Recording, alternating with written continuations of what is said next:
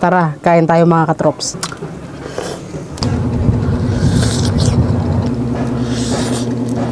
May kayan mga katrops, mga antayin eh. Sida tayo ti prito nga galunggong. Naglaga rin pala ako dito ng ng ampalaya. Ayan oh. Merong bunga tapos yung bulong niya. Nagimas mga katrops na kasi sida.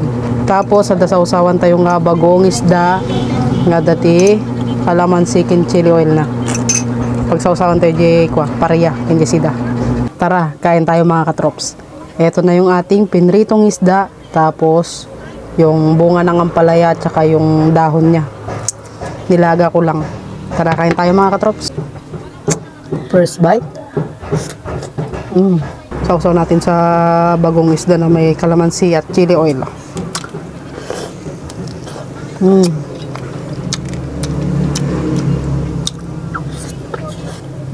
Bunga ng ampalaya. Ayan. Sausaw natin dito.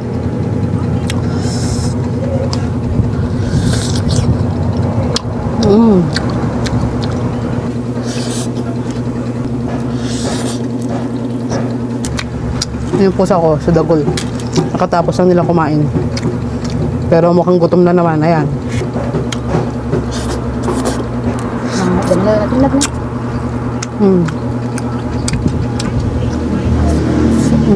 Sarap.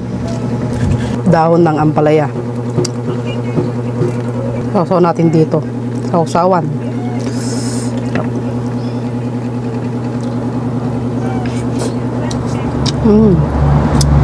Sarap.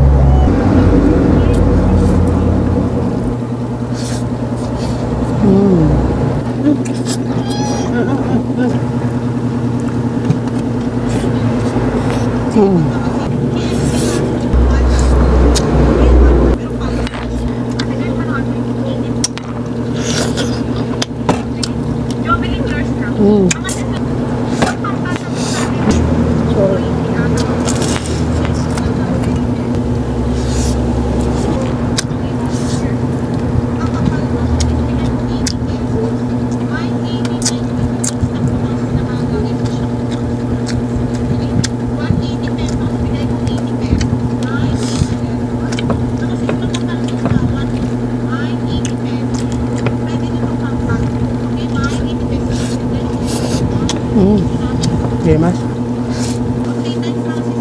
Dahil pa nating ulam na dahon ng malunggay ay dahon ng ampalaya.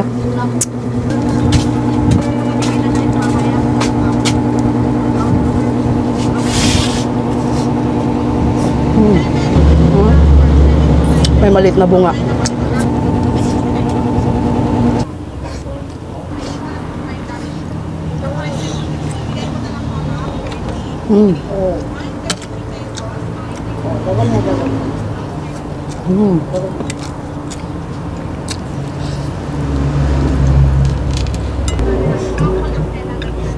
So paano ba yan mga katrops? Hanggang dito na lang itong aking vlog. Huwag nyo na rin po palang kalimutang i-like and share tong aking video. Maraming salamat sa panonood. Bye bye!